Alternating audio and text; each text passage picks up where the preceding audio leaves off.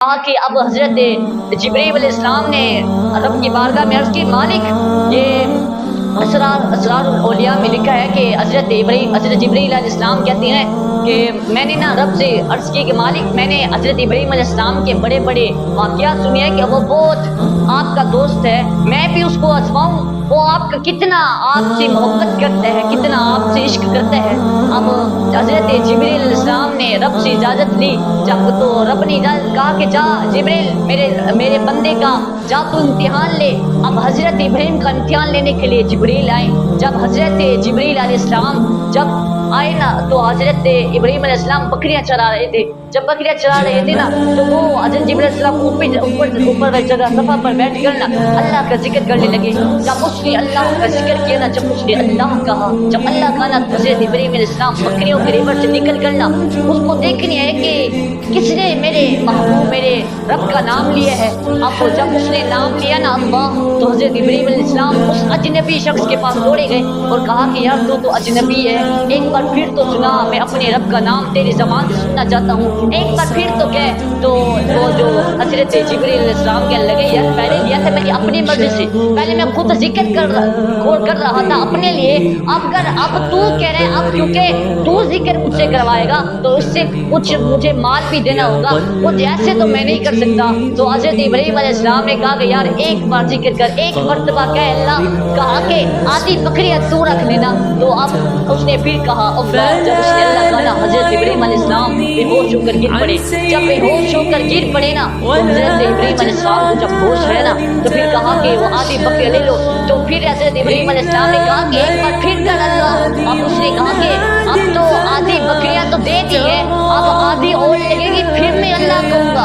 اب حضرت ابراہیم علیہ السلام نے کہا ٹھیک ہے، تو وہ آدھی جو بکریاں بچ گئی ہیں یہ بھی رکھ لینا، تو ایک مرتبہ تو کہہ اللہ۔ اب اس نے پھر کہا، حضرت جبریل علیہ السلام نے کہا پھر اللہ کا، پھر حضرت ابراہیم علیہ السلام بے ہوش ہو کر گر پڑے۔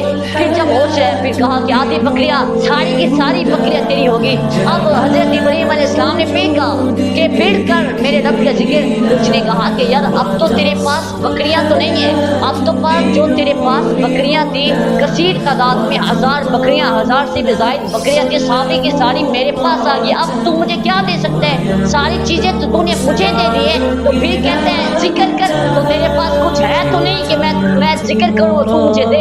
اب اس نے کہا، حضرت ابراہیم علیہ السلام نے کہا یار اتنی بکریاں میں نے تجھے دی ہے، اب اس کے لیے کوئی بندہ تو ہوگا نا جو اس کو چرائے گا، جو اس کو چارہ ڈالے گا، جو اس کو گھاس ڈالے گا، جو اس کو پانی پلائے گا، کوئی تو بندہ ہوگا نا۔ کہا کہ تو ایک مرتبہ اللہ کے میں تیری بکریوں کی خدمت کیا کروں گا، تیری بکریوں کو چارہ ڈالا کروں گا، تیری بکریوں کی خدمت کیا کروں گا۔ اب اس نے ایک بار پھر کہا اللہ۔ اب جب اس نے اللہ کا، تو حضرت ابراہیم علیہ السلام کہتے ہیں میں تیرا غلام بن گیا ہوں، میں بکریوں کو چراؤں گا بھی صحیح، اور کہا کہ بس تو مجھے رب کا ذکر سناتے رہنا، تو رب کا ذکر مجھے سناتے رہنا، پھر میں تیری بکریوں کی بھی حفاظت کیا کروں گا، تیری بکریوں۔ اب حضرت جبریل علیہ السلام نا پھر پہلے نا ایک انسانی روپ میں تھے۔ جب حضرت جبریل علیہ السلام نے اس کا امتحان لے لیا، پھر اس کے بعد حضرت جبریل علیہ السلام نے اپنے روپ میں آئے اور کہا کہ اے ابراہیم تجھے مبارک ہو، تو کامیاب ہو گئے امتحان کے اندر۔ تو کہا کہ میں کوئی بکریاں لینے نہیں آیا تھا، نہ ہی میں مال لینے کے لیے آیا تھا،